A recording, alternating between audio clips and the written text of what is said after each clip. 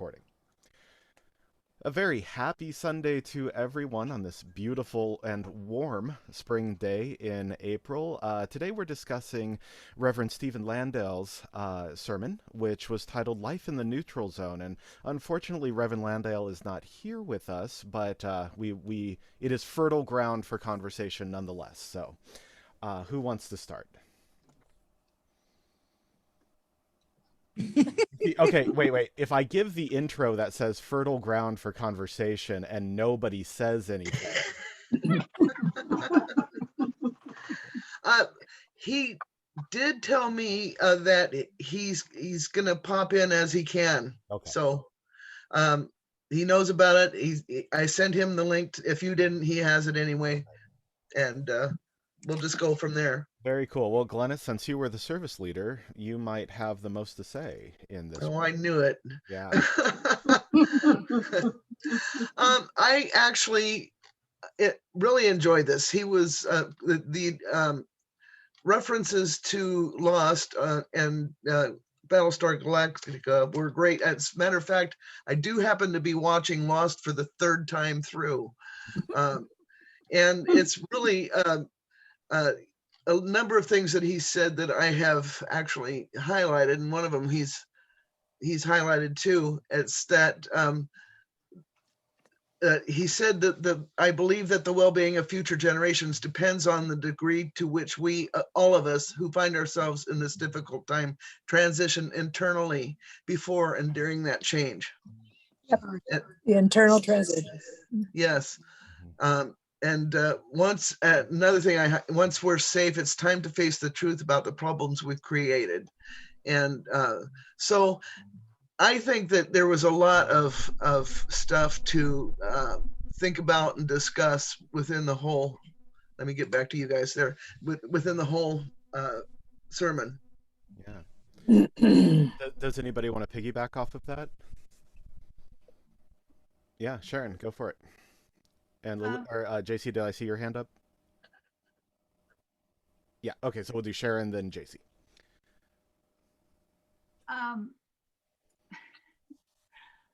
Because I've been helping a friend, can you hear me okay? Yeah. Yes. Because I've been helping a friend with a major move, I've examined my accumulations. Yeah. And I realized that I have so much more than is necessary to live. And when you get ready to move, you have half-filled canisters, partially squeezed tubes, some products that haven't even been opened. Right. And I'm realizing I need to do a better job because I don't need all of that stuff. And the major thing for me is the required papers, which are just daunting, overwhelming. Yeah. So that's where I'm going to start working on myself. Another thing that struck me was the eating of meat, which is really being attacked these days. But I want to point out, which I may have done before, if I relied on plant protein, I would not be here because my body does not assimilate it. Right. And I try to be as responsible as possible eating the animal products that I've chosen to eat. Yeah. And that means there's expense involved. And one thing that really drives me out of my mind is I can't get away from the plastic packaging. Yes, amen. Which just fills our landfills. Yes. Because there's nothing I can do with it. Right. Yeah, and I think that even the most ardent of carnivarians understand that animal cruelty is bad, right? But the flip side of that is that we have basically evolved through artificial selection. We've evolved entire species of animals that would not survive without us. So if everybody went vegetarian tomorrow, the catastrophe that would be for the cows that we've engineered essentially would be enormous. And it's funny how that's never really brought up. Stephen is here, but let's have JC, while he's getting settled in, say what she wanted to. Oh, okay. First, a bit of response, Sharon. Make very clear that other people's decisions about meat eating do not need to worry you. Yeah, exactly. In other words, They don't worry me. right, you do what you do and the rest, well, okay. So for myself, what Stephen had to say was constantly, minute by minute, supporting me in my 85-year-old effort to be somebody who is not codependent. So I thought of a phrase today, something like surprised longevity. That's what I've got. I've got longevity, and it's very surprising what is being asked. I just can't be the me that I've been for the last 50 odd years, because I'm aware that this, that, and the other thing that Stephen was very clear in illuminating. And I really have to get Mr. Bridges' book because of all those things that they did in the reading. Every Yes. single one of them was a celebration, especially the one about, I want to grow up, but whatever that was. I want to Because it grow means up. I have, go ahead. Well, whatever it was, it's 3 or 4 words and it's fantastic. Yeah. So anyway, Stephen, yes, I got a tremendous thing, and the person that I'm forced into this growth spurt by is my daughter, and I finally decided to tell her what's true for me, which is not what's true for her. Sorry about that. I'm not in charge of her. I mean, she's 60 years old, for God's sake. Don't I ever get off this hook? So anyway, that's where I am, Stephen. So I'm having a wonderful time with your thing today. Thank you. So, Reverend Stephen, thank you very much for joining us. You should have heard the pre-recording conversation. Everybody was very excited about talking about your references. Could you respond to JC, and then maybe we'll hop over to Lillian? Well, I just came in mid-time. What a delightful thing to come into.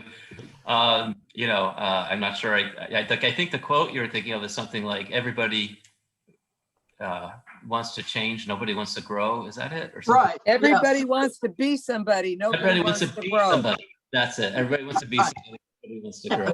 I think I'm going to tattoo that to my eyelids. So I think I needed a little more time to catch up. Thanks for having me on. Right. It's good to be. Well, Go we're very grateful for you for being Thank you. here. Thank you for having me. Yeah, Lillian, go ahead. Well, I'm grinning from ear to ear because, first of all, living with her is absolutely amazing during the changes. Like, it's like an adolescent. And it's also really hard to be codependent when the person that you live with doesn't play very well. So I don't play very well. But what I wanted to say to Stephen, and I'm sorry you missed some of what she said, is that I thought the term neutral zone was really interesting, because the first thing is change, and then you had all these descriptions of change, and I'm sure all of us could have added another half a dozen catastrophic changes. And then over here was transitions, and something new, moving, different. And then there's this thing in the middle called neutral zone. And all I could think of was, have I been living in a neutral zone? What about this is neutral? And it just cracked me up. So thank you for making my day. And it's also been incredibly stimulating. And not neutral at all, but definitely a positive experience. I kind of want to hear more at some point what the connection to being independent, not codependent, or something like that. That's fascinating. Yeah. And about neutral zone, something just popped to mind. I've shared some of these works in different sermons, but one time I worked with a lay leader who shared a personal story. He talked about when you're lost. We focused on the feeling of lostness in the neutral zone. And he noticed when you're lost, like in a town you don't know or something, you notice everything. I mean, like all these things. And then when you're in your normal town going to work or something, you know, I mean, you can go right by the, you know, bright yellow painted house or something like that and not see it at all or anything. So it's much less efficient to be in this wide open place, but you also see a lot more and maybe little things that can be meaningful that you might otherwise miss are there. So I think that literal experience that we've all had of literally being lost in a town or wilderness or something is a great metaphor for what the neutral zone is. And some great things could come out of it.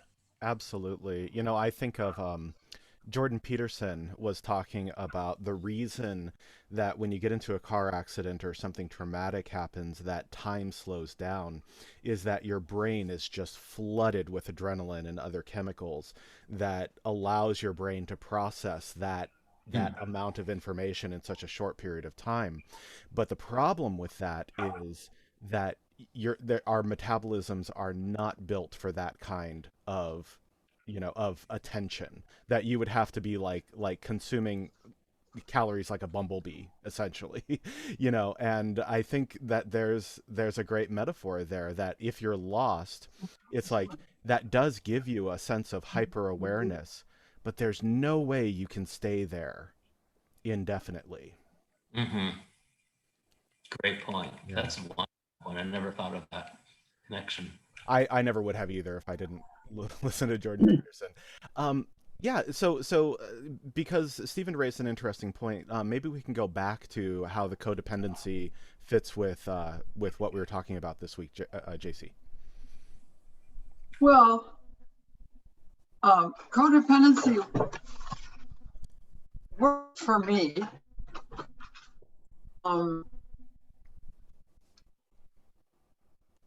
Because as a parent,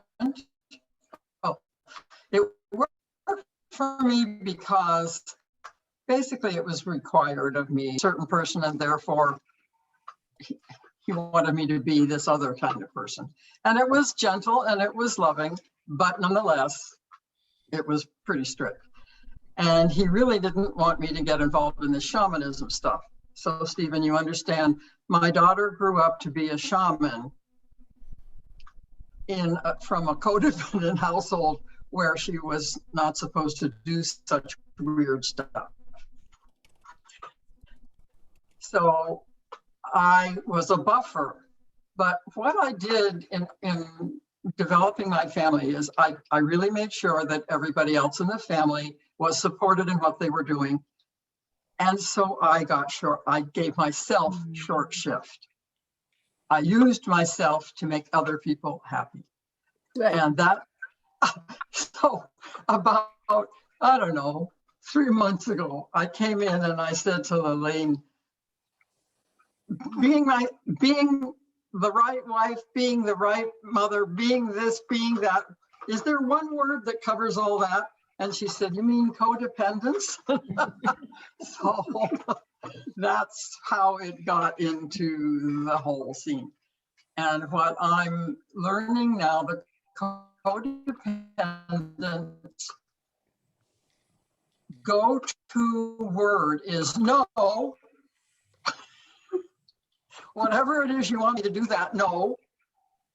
And so I'm learning to say no, and the world does not fall down on my head. And that's how you get out of it. So all of the things you said about growth and being the new person. Oh, there's that moment of emptiness, of stillness that you're talking about that's part of the neutral zone. It's scary as hell. And we're very apt to reach back to doing the old way, unless we just have something quick like no to say so that we can stay online to not do.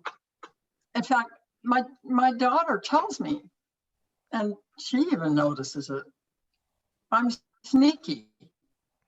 What that means is I'm getting my own way, but I'm not letting anybody know it.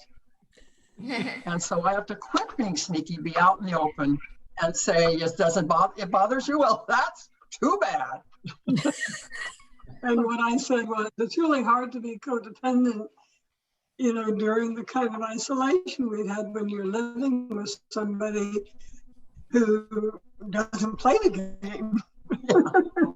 So Jason's kind of like a sort of way, but making things uncomfortable until finally she had this showdown with her daughter about 3 or 4 months ago that just brought it all up there.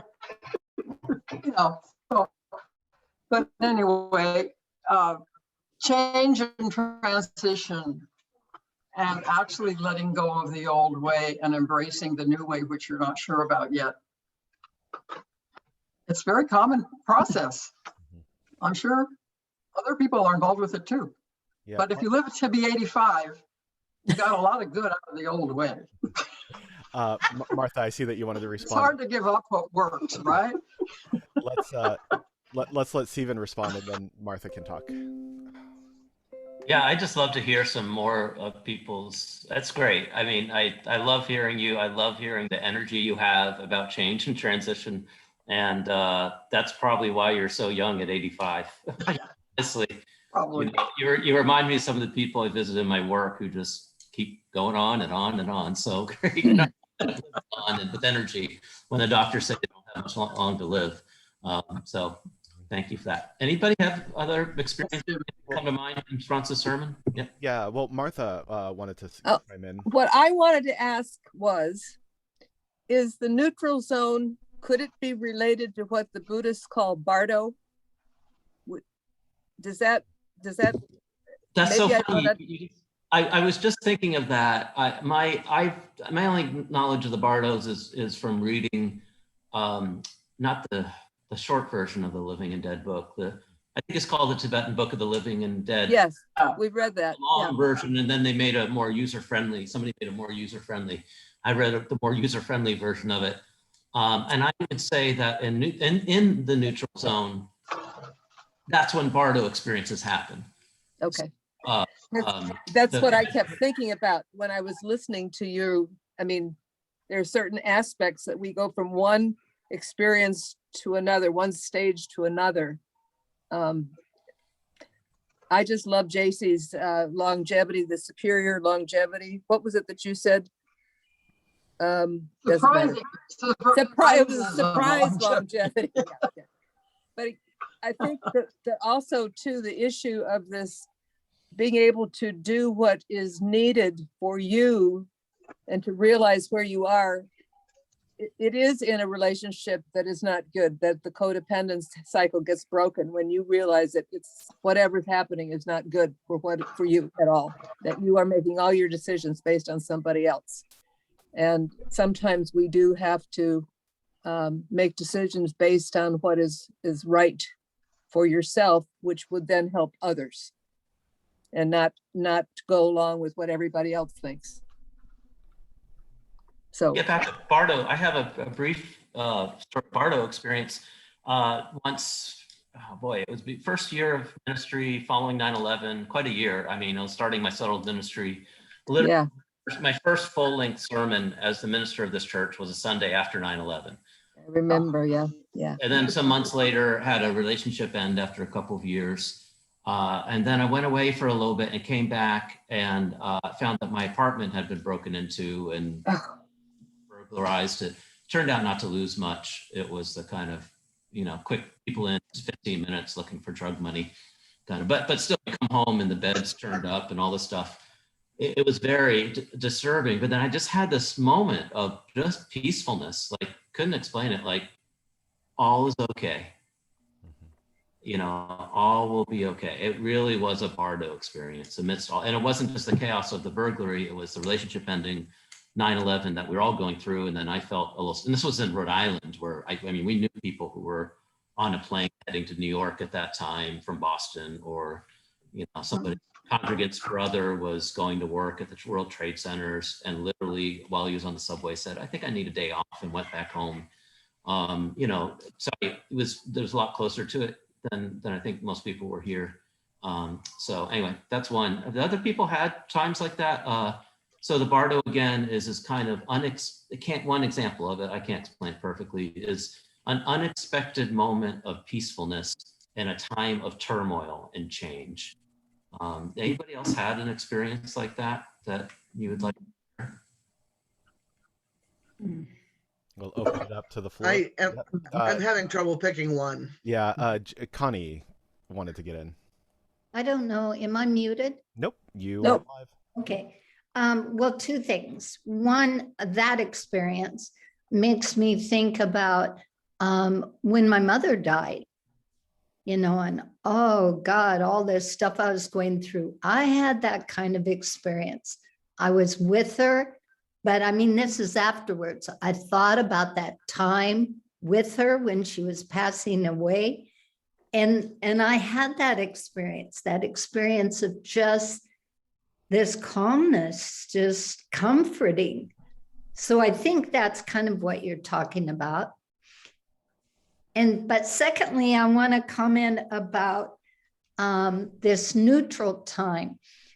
I think during this neutral time for me, and I think it's true of a lot of people, we've really come to recognize some of our flaws and really consciously wanting to change some of those things.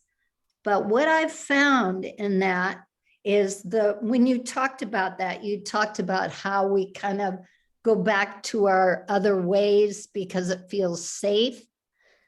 The other thing about that to me is once you start that change, you want people around you that either recognize that or support that.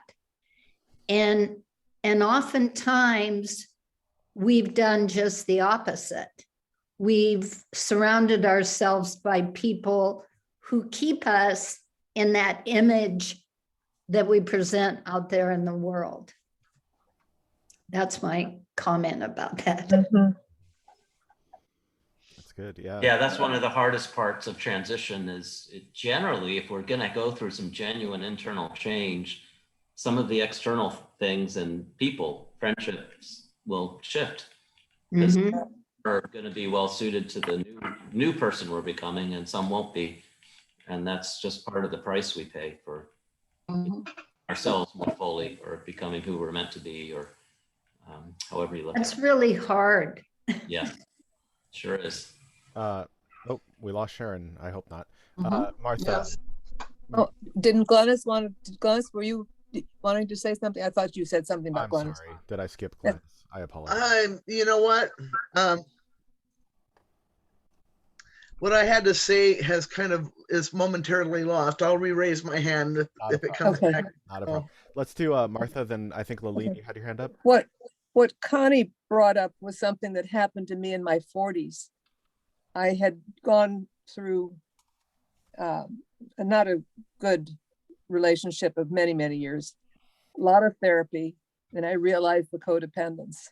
But I also realized that I had relationships with peers and women, some women that I really didn't know very well, but I kept being with them, doing things, who were not good for me. And I had to make some decisions. And what I did is I literally got rid of what I call my toxic friendships. Not only the toxic relationship that I had with my former husband, but toxic relationships with acquaintances and situations. And that gave me, when Connie was talking about making some changes and then listening to those changes and having people who support the changes and not listening and paying attention to those who don't support the changes. And that was hard, but I called it my toxic awakening phase. And that was when I really realized the ills of what we would call codependent behaviors. And it came from my family of origin. And I just continued it through my first marriage with my children. And it was really hard. So yeah, making that change and to find people to support. You're freezing. I am. I don't know. It's not, I'm not doing anything. I'm just sitting here, but making changes that and have people that support you. That was very important. What Connie said, that really resonated with me. Thank you, Connie. Yeah. Okay. Go ahead. Oh, did you have something, Stephen? No, thank you for sharing that. And you know, there's a payoff on the other side, as I imagine you've experienced what you have right here, group. You know, if you can bear the pain of that time of the loss, you open yourself up to relationships that are more satisfying. Okay. Lillian. I just want to comment, actually kind of underscore, Stephen, the experience of going through the grief loss process while one is in the neutral zone. For me, in the past year and a half almost, well, the past year, getting over the shock first, there were lots of ups and downs, depressions, dips down, real grieving, reevaluation, reassessment, back into depression, you know, just acceptance of this, but, you know, then something else would come along. I found it to be an incredibly introspective time and was grateful to have a partner that I could be companioned through that, you know, with, and was willing to do her own stuff. In the process, I found that there would be tiny little brief periods of calm, almost like a resting place in between, but it was only like preparation, you know, for the next cycled experience. And it's been really the last maybe 3 months or so that I felt myself really coming more fully out and present in a new and renewed kind of way, not always familiar, but very interesting and exciting, and truly looking at the world differently. I was writing a very short response to something that we got from a group called Uncalled Watersheds about what have you done, what will you do to make the earth or change something about the earth in a better place. And so I wrote this one little paragraph about how right in the middle of COVID, we had these two people move across the street. We live on a dead-end street at the river, from Maine, knowing no one. You know, he had a job, but, you know, isolated, no vaccines, no anything. And we made some new friends slowly through masks, limited facial expressions. And now what we're doing is sharing a garden together, the planning, the building. They had some ideas of a new way to better use space and grow more food and not feed weeds and you know, produce a lot more with less water. And so I was looking at that little piece of transition last night and thinking, what a joyful experience in the midst of all of that, you know, to meet some new people and slowly get to know them, but immediately have a very positive community feeling about them and want to invite them into our lives. And then how it's beginning to work out as we've planted the garden and planned it, and we're now watching some in-betweens, and then there's this, and then there's a dip down, and resolution, and then more, and it's been an e-ticket, a real e-ticket if you ever went to Disneyland when they still had e-tickets. Oh, yeah. If I could just build on one piece again, what you shared, you said that little resting spaces along the way. Again, that can be, experiences, Bardo's experiences. They kind of prepare you for the next change, the next stage of the change you're going through. I think it's very insightful. And the Buddhists go further and say that the best way you can prepare for dying, the best way you can prepare for the afterlife, whatever follows, is to meditate and to some degree re-experience the Bardo experiences you've experienced in life. Mm.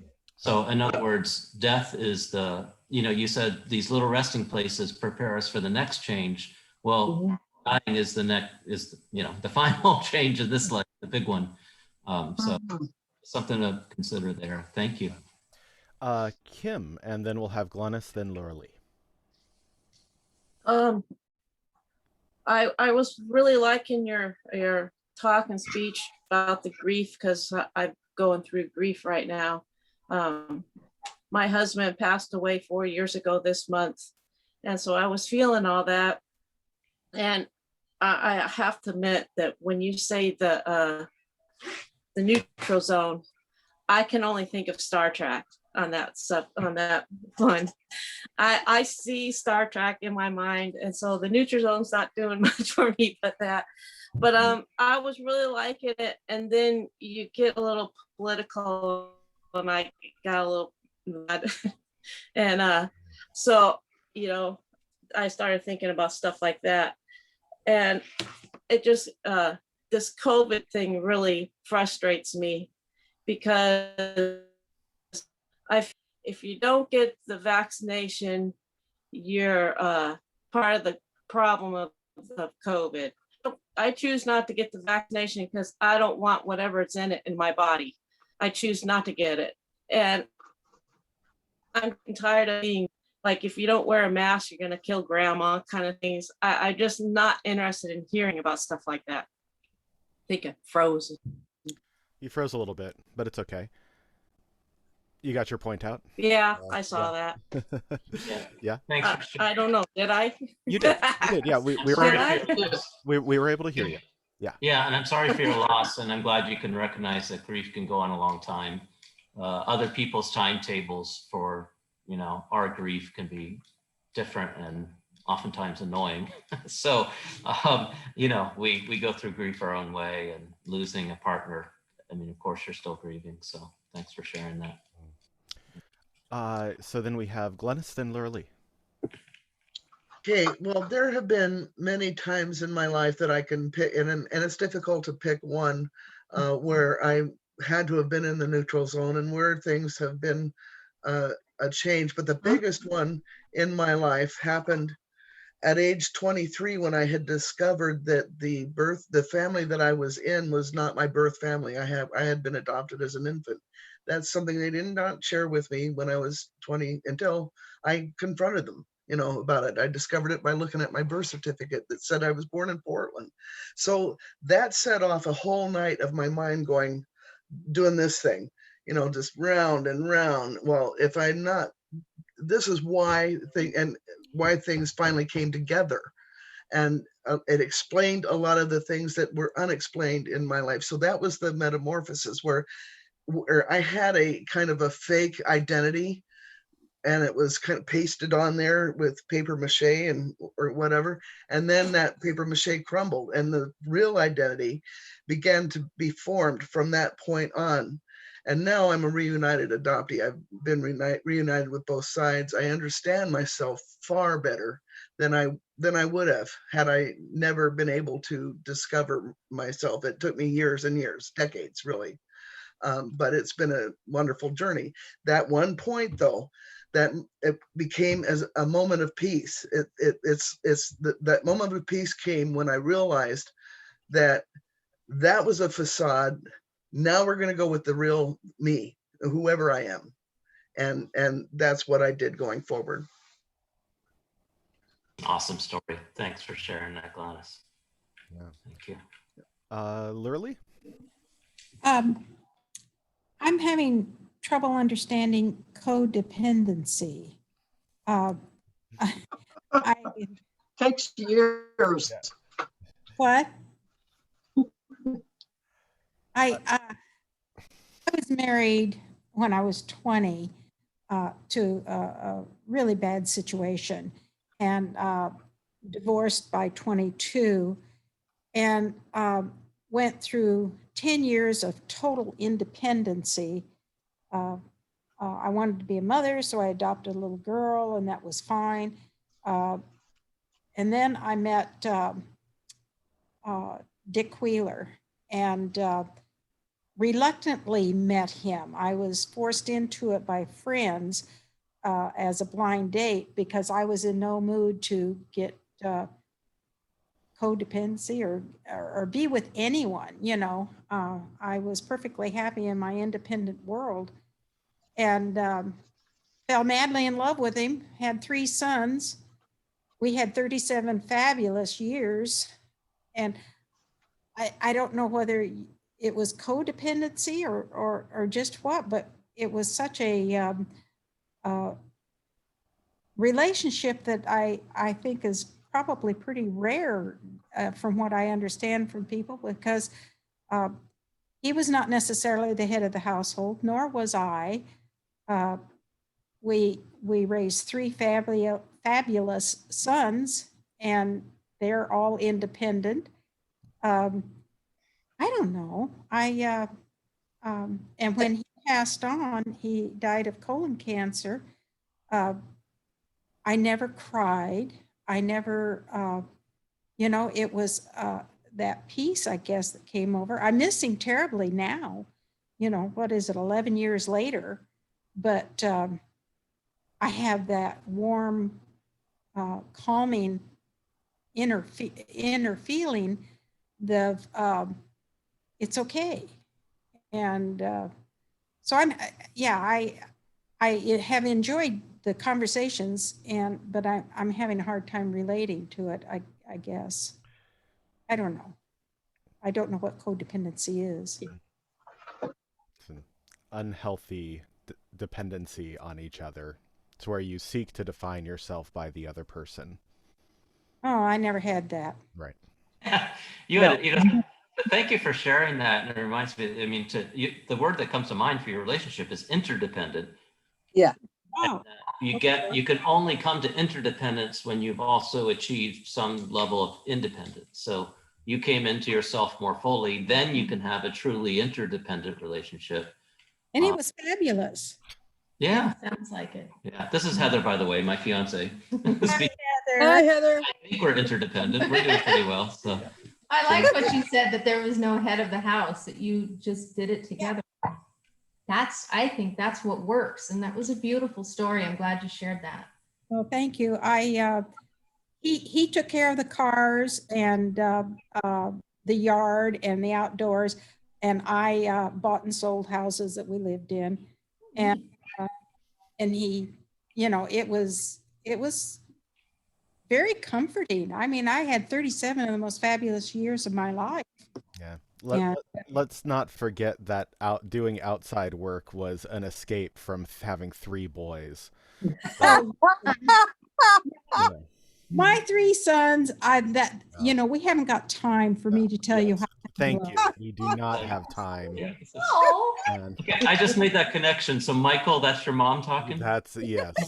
Thank you. You know, we're gonna- so that's Have I got stories I can tell you?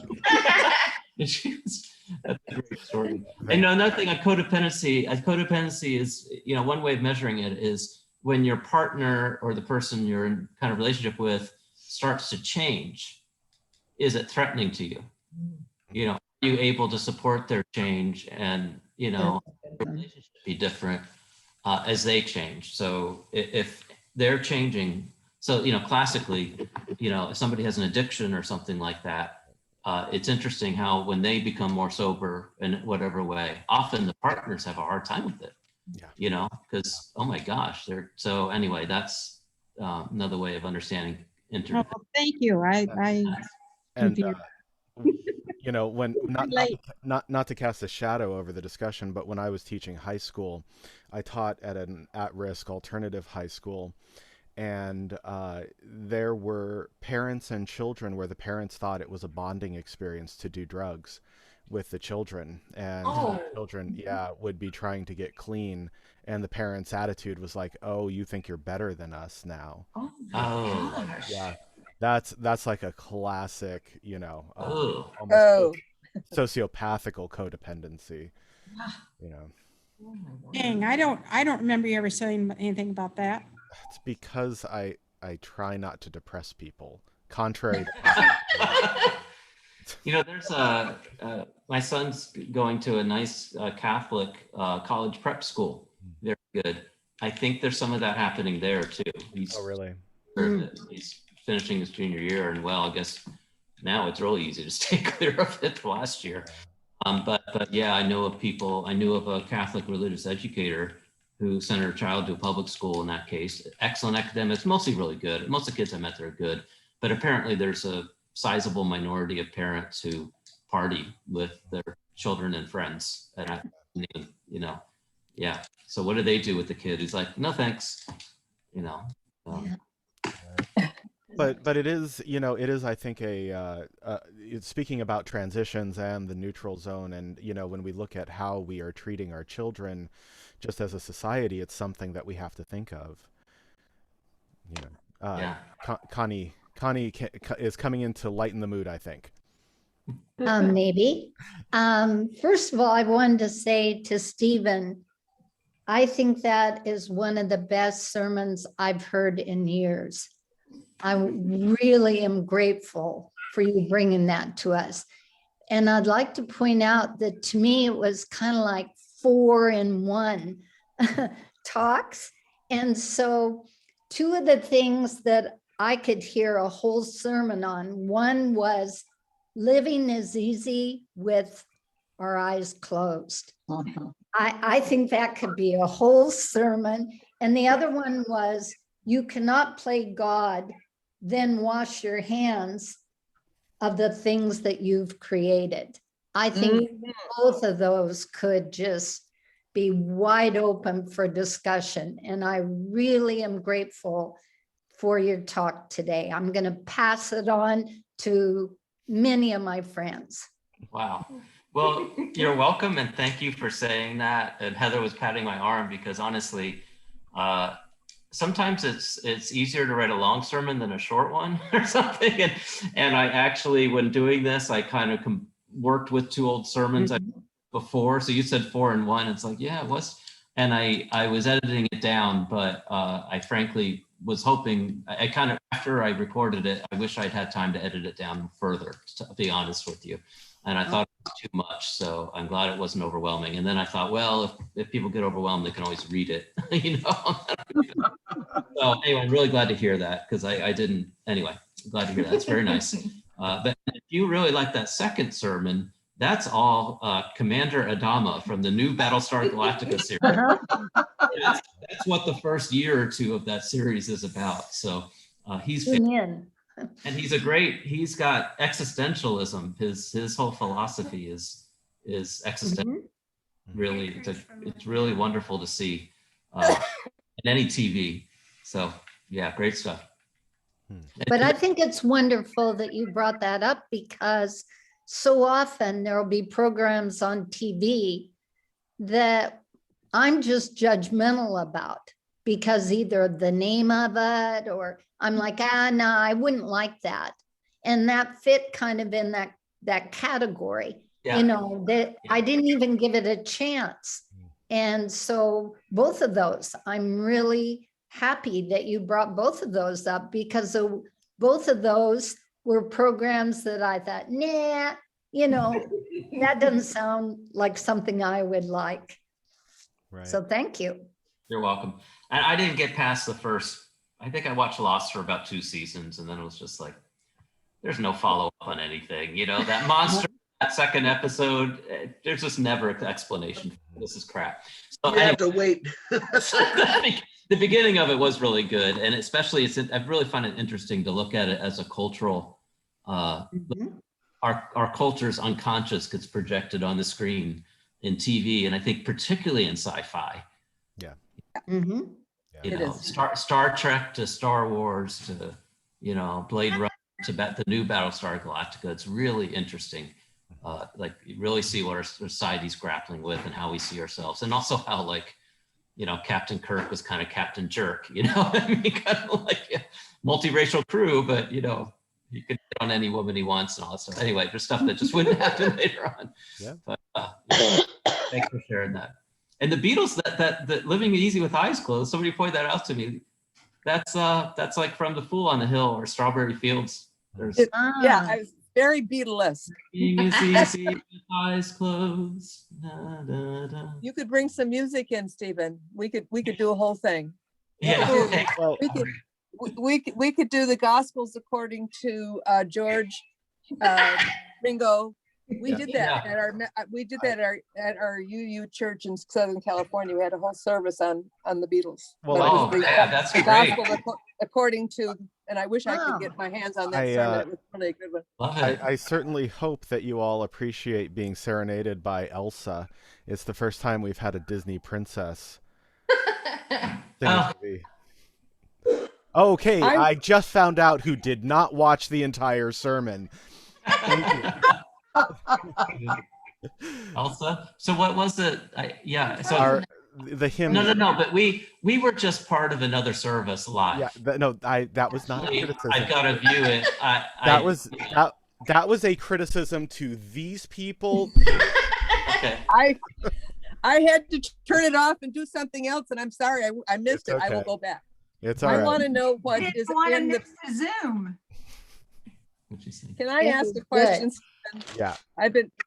This is my attention deficit at its best. You have a art piece over your head, and I see 4 legs. Is it? I want to guess. It's an elephant. Yes. Oh, All right. that's driving me nuts too. Are you talking about this? No, I'm talking about Stevens. Oh, Stevens. Oh, Stevens picture. It's I had to clarify. Fred Meyer. Do you have a Fred Meyer in town? We do. Yeah. Okay, we got that at Fred Meyer. That's lovely. I thought it was really a very heavy set, two persons walking together. Oh, that's Me too. See, you're in your frame. You had 4 feet on your head. That's all I want to know. It's funny, that does look like Figure that out either. Yeah. Oh my God. How many? This used to be our standard backdrop early on in this pandemic. I moved it, but now we're back because we're all together on the couch. It's so pretty textured. It's just beautiful. Yeah. Only the deepest of discussion. Well, you know, it's all part of life. It's what I agree. I agree. We are we're winding down. Does anybody have? This hour goes by so fast. It's because it's so much fun. Yes. And I didn't get to tell all my stories. I know. Oh no. Believe me. Do you think your moderator son is going to let you when he's already wrapped? Are you kidding? I have the boot button. Yes. He Well, will great. miss me. Oh, I've enjoyed this. Thank you. Yeah. Well, I yeah. look forward to seeing you again. Yeah. Was. Thank you so much. Yeah, your services, Stephen, are they are always eye-opening and always lead to good discussion. Maybe if it's okay with you, you could send us away with a parting thought. Wait, what? A what? I'm Send sorry. away with A parting thought. Oh, a parting thought. Boy. I know, no pressure. Yeah. Okay. Living is easy with eyes closed, but how's that? But opening. Yeah, that works. That's beautiful, Stephen. There you go. Yeah. Okay. All right. Well, All right. Thank you. for Thank the you. rest of you, yes, we'll have a beautiful week and see you next Sunday. Thank you. Thank you. Yeah, and I'll see you again in a couple months. I think I'm back in June. Oh, or good. Sounds great. I think July.